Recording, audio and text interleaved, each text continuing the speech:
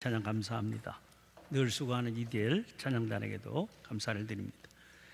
오늘은 사순절 마지막 주일입니다. 다음 주일 부활주일까지 꼭 한 주간이 남았죠.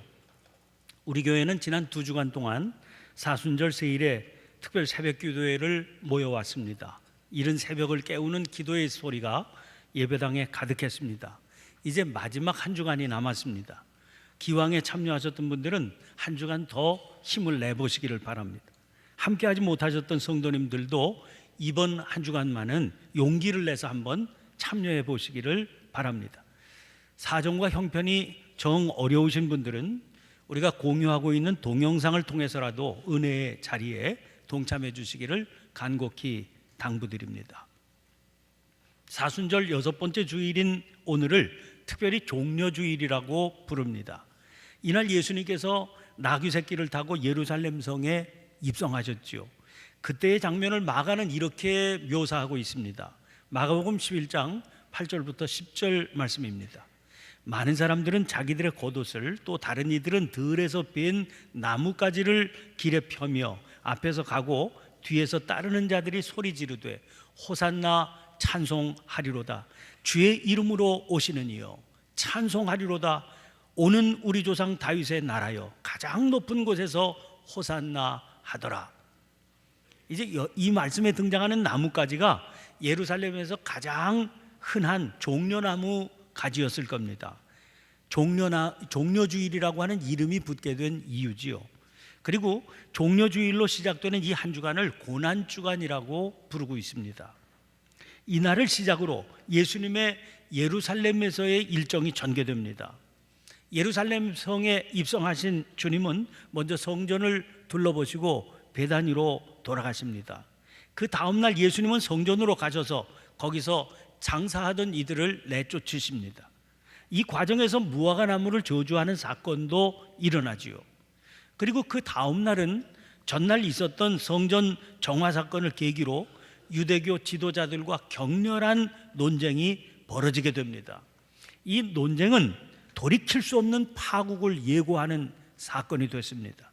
마가복음 14장 1절 2절입니다. 이틀이 지나면 유월절과 무교절이라. 대제사장들과 서기관들이 예수를 흉계로 잡아 죽일 방도를 구하며 이르되 밀란이 날까 하노니 명절에는 하지 말자 하더라. 이제 이런 상황에서 베다니의 나병 환자 시몬의 집에서 식사하실 때 마리아가 예수님께 향유를 부어드리는 사건도 등장하지요. 주님께서는 이 일이 당신의 장례를 미리 준비한 것이다, 그렇게 말씀하셨습니다. 그리고 그 다음 날이 무교절의 첫날, 곧 유월절 양 잡는 날이어서 주님께서는 제자들과 함께 마가의 다락방에서 마지막 만찬을 나누십니다. 그리고 그 밤에 제자들과 함께 겟세마네 동산으로 가셔서 간절한 기도를 드리시죠. 사투를 벌이는 것과 같은 그런 기도가 3번이나 그 밤에 이어집니다. 그리고 주님께서 일어나셔서 잠든 제자들에게 오셔서 말씀하십니다.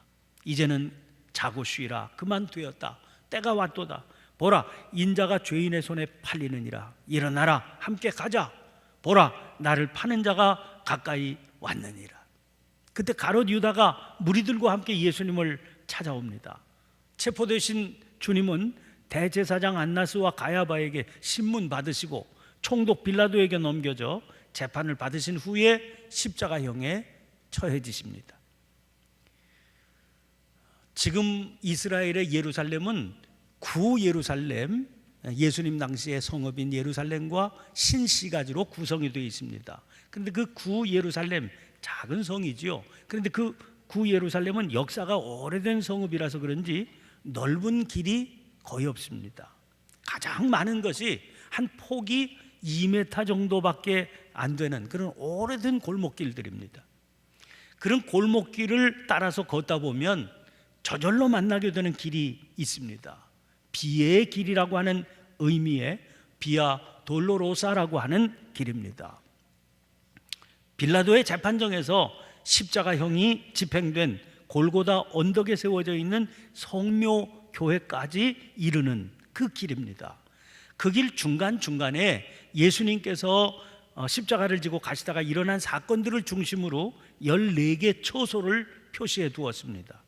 순례객들은 그 처소를 따라서 재판정에서부터 시작해서 예수님 무덤 자리인 성묘교회까지 주로 십자가를 지고 올라가는 순례 행진을 갖게 됩니다.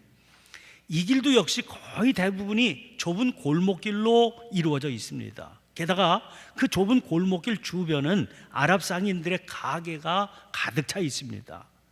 상인들은 십자가 지고 눈물 흘리며 올라가는 순례자들을 상대로 물건 파느라고 정신이 없지요. 그들에게 주님의 십자가, 또 그 길을 찾는 순례자들은 장사의 대상이 될 뿐입니다. 정작 주님께서 허락해 주시는 구원의 도리에는 관심도 없어 보입니다. 거기 진열해 놓은 물건이라는 것도 주님의 십자가와는 아무런 상관없는 것들이 대부분입니다. 그러다 보니 좁은 골목길은 난장판 같아 보입니다. 순례자의 길이니까 아마 거룩하고 엄숙한 분위기일 거다, 이렇게 그려보고 예상하고 찾았던 이들이라면 실망하기 십상입니다. 저는 지난 2012년 한 달 동안 예루살렘에 머무를 기회가 있었습니다. 그때 저는 그 길을 걷고 또 걸으며 주님께서 십자가 지고 올라가시던 그날을 묵상했습니다. 주님의 처형은 당시에는 대단한 사건이었을 겁니다. 당연히 지금과는 분위기가 사뭇 달랐겠죠. 이 사건을 전후해서 예루살렘 성은 큰 긴장에 휩싸였을 겁니다. 사람들은 대부분 이 사건에 어떤 식으로라도 관심을 가졌을 겁니다.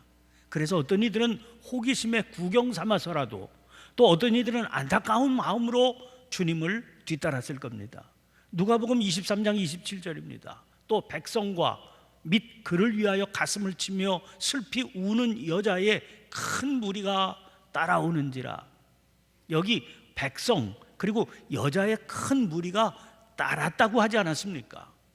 순례객들과 장사꾼들로 뒤섞인 지금의 비아 돌로로사와는 물론 같을 수가 없었겠지요.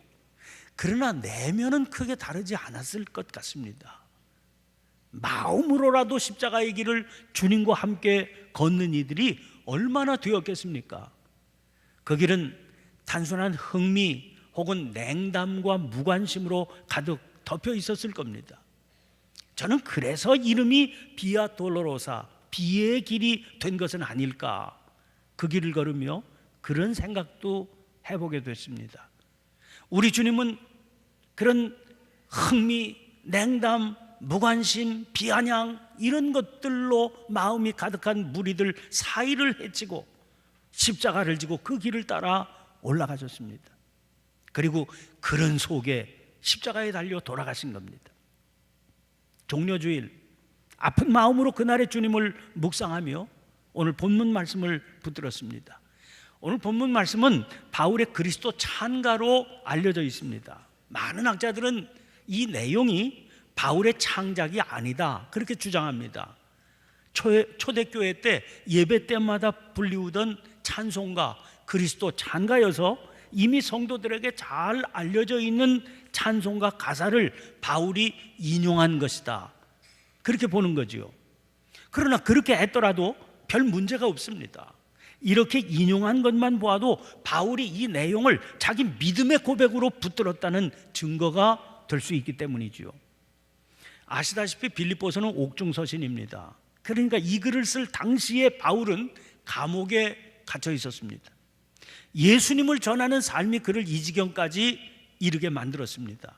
주님은 그를 불러서 내 이름을 이방인과 임금들과 이스라엘 자손들에게 전하기 위하여 택한 나의 그릇이라고 하셨습니다. 그는 주님의 이 부르심을 열심과 기쁨으로 감당했습니다. 그런데 그 삶을 택하고 부르심을 따라 걸었던 길의 결과가 무엇입니까? 고린도후서 11장 23절부터 27절입니다. 내가 수고를 넘치도록 하고 옥에 갇히기도 더 많이 하고 매도 수없이 맞고 여러 번 죽을 뻔하였으니 유대인들에게 40에서 하나 감한 매를 5번 맞았으며 3번 태장으로 맞고 1번 돌로 맞고 3번 파손하고 일주야를 깊은 바다에서 지냈으며 여러 번 여행하면서 강의 위험과 강도의 위험과 동족의 위험과 이방인의 위험과 시내의 위험과 광야의 위험과 바다의 위험과 거짓 형제 중의 위험을 당하고 또 수고하며 애쓰고 여러 번 자지 못하고 줄이며 목마르고 여러 번 굶고 춥고 헐벗었노라. 그가 얼마나 힘들고 어려운 삶을 살아야 했었는지를 스스로 이렇게 털어놓고 있습니다. 그런데 그렇게 열거하는 힘들고 어려운 일 가운데 그가 첫 번째로 꼽은 것이 옥에 갇힌 일 아닙니까? 그러므로 옥에 갇힌 일이야말로 그의 인생에 있어서 가장 밑바닥 경험이었음을 알 수 있습니다. 옥중서신은 이런 밑바닥에 떨어져 있을 때 기록한 편지입니다. 그런데 이 빌립보서에는 환희의 복음 혹은 기쁨의 복음이라는 별명이 붙어 있습니다. 전체가 4장이고 절수로 따져도 104절에 불과한 이 작은 편지에서 기뻐하라 혹은 기쁨 이런 단어가 무려 16번이나 등장하고 있기 때문입니다. 대표적인 것이 4장 4절입니다. 주 안에서 항상 기뻐하라. 내가 다시 말하노니 기뻐하라. 여러분, 이것이 감옥에 갇혀 있어서 인생의 제일 밑바닥을 경험하고 있는 사람이 감옥 바깥에서 자유를 누리며 살아간 이들에게 보낸 편지라는 겁니다. 놀랍지 않습니까? 그러면 도대체 무엇이 그로 하여금 이런 삶을 가능하게 해 주었겠습니까? 그가 믿는 그리스도 때문입니다. 그분이 도대체 어떤 분이십니까? 바울은 오늘 본문 그리스도 찬가에서 그분이 도대체 어떤 분이시기에 자기로 하여금 감옥에 갇혀서 맨 밑바닥 삶을 경험하고 있는 중에도 기쁨이 충만하게 만들 수 있는지를 잘 고백해 놓고 있습니다. 바울은 먼저 주님을 이렇게 노래하고 있습니다. 6절 말씀 보세요. 그는 근본 하나님의 본체시나 하나님과 동등됨을 취할 것으로 여기지 아니하시고, 여기 등장하는 근본이라고 하는 말은 원래 혹은 처음부터 이런 뜻입니다. 그 다음에 등장하는 이 본체라고 하는 말이 굉장히 어려운 말입니다. 이 말은 헬라말 모르페라고 하는 말인데 뜻이 사물을 그 사물이 되게 하는 본질이라고 하는 말입니다. 예를 들면 나무는요, 나무가 되게 하는 본질 때문에 나무가 되는 겁니다. 돌은 돌이 되게 하는 본질 때문에 돌이 되는 거지요. 그래서 나무 씨가 이제 땅에 떨어져서 발화가 됩니다. 그래서 싹이 나고 자라게 되면 나중에 커서 후에 오랜 시간 후에 쓰러져 썩어가지고 흙으로 돌아갈 때까지 나무는 나무로 태어나서 나무로 살 뿐입니다. 이 나무가 자라다가 어느 순간 돌이 된다? 이런 건 있을 수 없는 일이지요. 돌도 마찬가지입니다. 돌이었다가 어느 순간 나무가 된다? 이런 일은 있을 수가 없는 일입니다. 각각의 존재가 지니고 있는 본질 때문입니다. 그러므로 근본 하나님의 본체시나 이 말은 애시당초, 그러니까 영원 전부터 예수님은 하나님이셨다는 겁니다. 성경은 그분이 하나님이시라고 분명하게 고백하고 있습니다. 요한복음 14장 9절 말씀 보세요. 나를 본 자는 아버지를 보았거늘 어찌하여 아버지를 보이라 하느냐. 누가 그렇게 얘기한 게 아니라 예수님께서 친히 하신 말씀이에요. 그러면 하나님이시다 그러면 될 것을 왜 본체라고 하는 말을 썼겠습니까? 성부 하나님과 구별되는 성자이시기 때문입니다. 지니신 권위나 영광, 행하시는 능력 다 하나님이세요.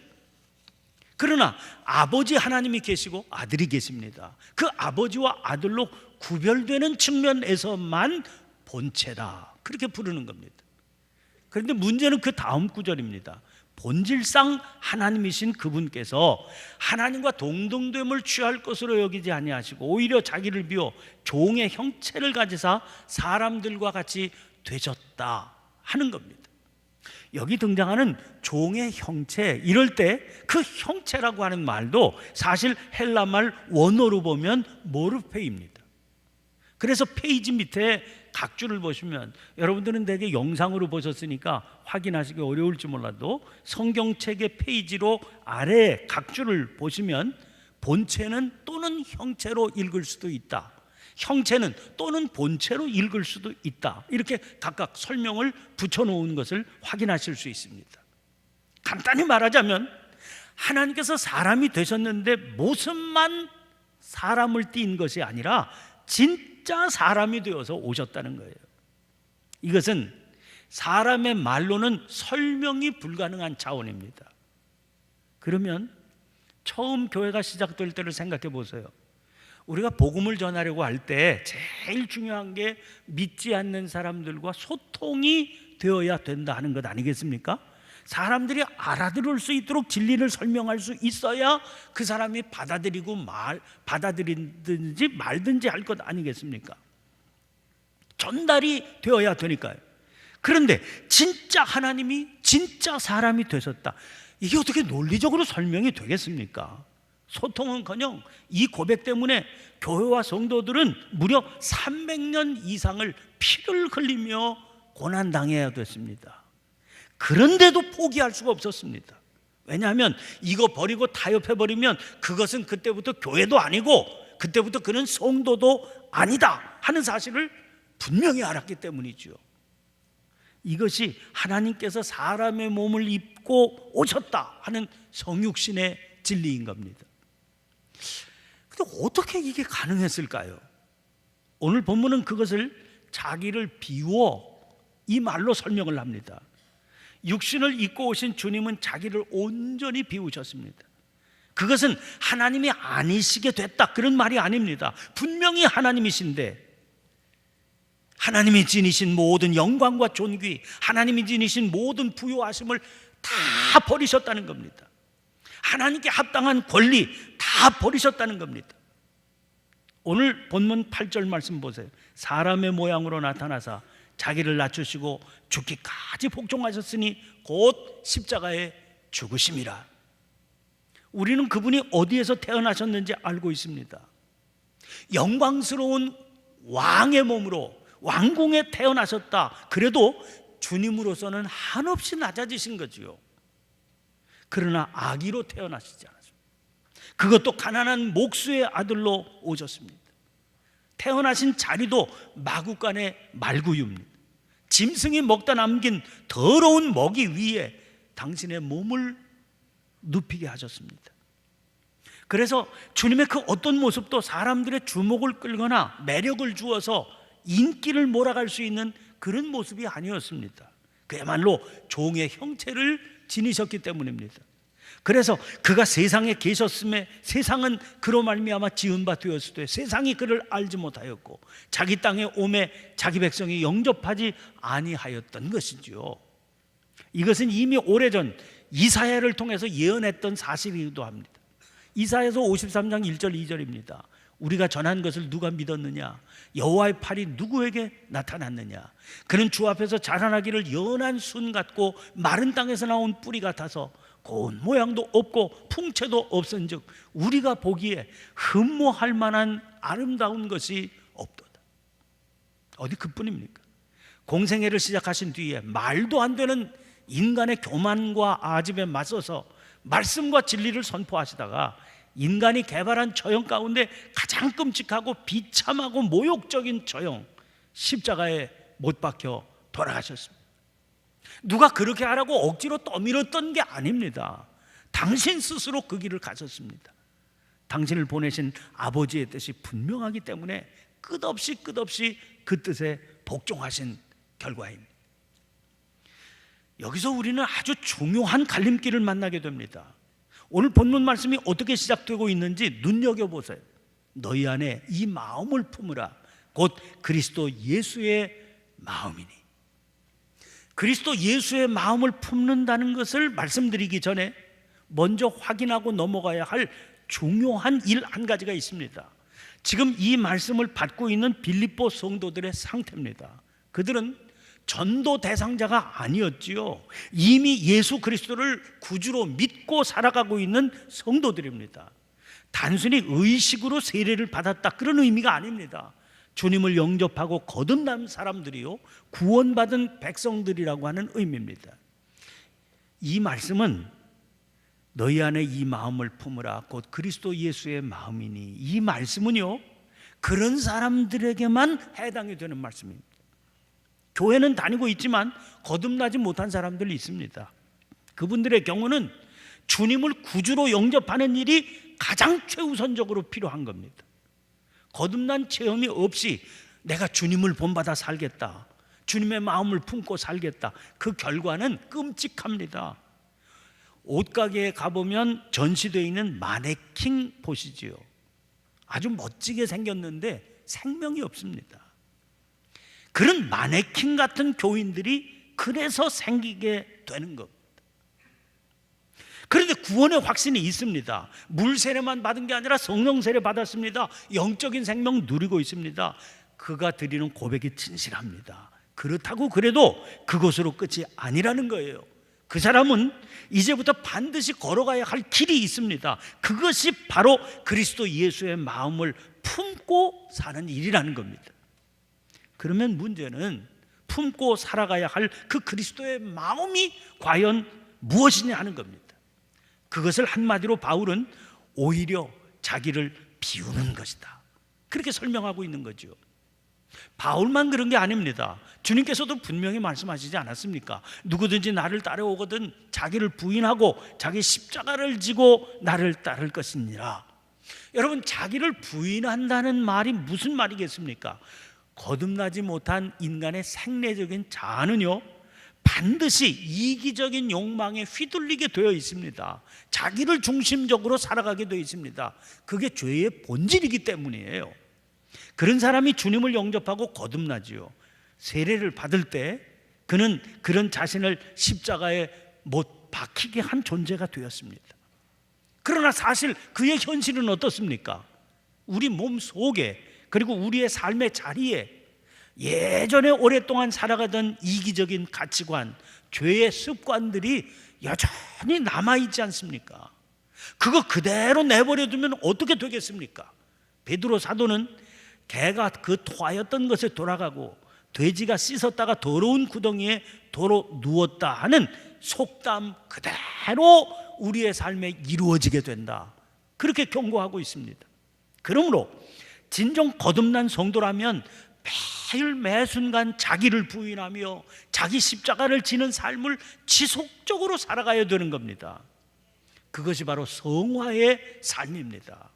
사도 바울이 나는 날마다 죽노라 그렇게 고백했던 것도 바로 그런 말씀 아니겠습니까? 잘 보세요. 주님을 믿는다고 합니다. 분명합니다. 구원의 확신에 흔들림이 없습니다. 그것은 그의 삶에 찾아온 분명한 생명의 역사가 있었기 때문이지요. 그런데도 불구하고 생각하는 것이나 입에 담는 말이 세상 사람과 차이가 없어 보입니다. 차이가 있다면 그저 사용하는 용어가 교회에서 사용하는 용어라는 것뿐입니다. 그러니까 무슨 욕설 퍼붓는다거나 정욕적인 음담패설 쏟아낸다, 그런 말 아닙니다. 가만히 보면 그 생각에 중심 가운데 이기적인 욕망이 있습니다. 그 말을 들으면 부인해야 할 자기가 생생하게 살아 있습니다. 왜 이런 현상이 나타나는 걸까요? 그 내면에 품고 살아가는 가치관에 주님의 마음이 담겨있지 않은 겁니다. 생명이 싹을 틔우기는 했습니다. 그런데 지속적으로 주님의 마음을 품고 살아가는 일에 실패했기 때문입니다. 그래서 보면 거듭나지 못한 사람과 전혀 다를 것이 없어 보이는 그런 삶을 살게 되는 겁니다. 그 결과가 뭐겠습니까? 끝없는 추락입니다. 이런 교회는 세상에 감동을 줄 수가 없습니다. 성도라고 하는 이름은 가졌지만 그 삶을 통해서 세상에 거룩한 영향을 끼치지 못하게 됩니다. 사회 지도층에 수많은 기독교인들이 지금 있다고 하지만 그들의 드러나는 삶의 모습은 추악한 욕망 덩어리일 뿐입니다. 지금 우리 한국교회는 갈수록 교인 수가 줄어들고 그에 따라서 재정이 따라와 주지 않는다고 큰 걱정들을 하고 있습니다. 그러나 정말 우리가 마음 아파하며 걱정할 일은 그게 아니다, 오늘 말씀은 지적해 주고 있는 겁니다. 세상의 길과는 전혀 다른 길을 가셨는데 하나님께서는 주님을 지극히 높여 모든 이름 위에 뛰어난 이름을 주셨습니다. 그래서 모든 입으로 예수 그리스도를 주라 시인하여 하나님 아버지께 영광을 돌리게 하셨습니다. 여러분, 더 이상 분명하고 더 이상 뚜렷한 증거가 어디 있겠습니까? 우리가 이 길을 걸어야 될 더 확실한 이유가 어디 있겠습니까?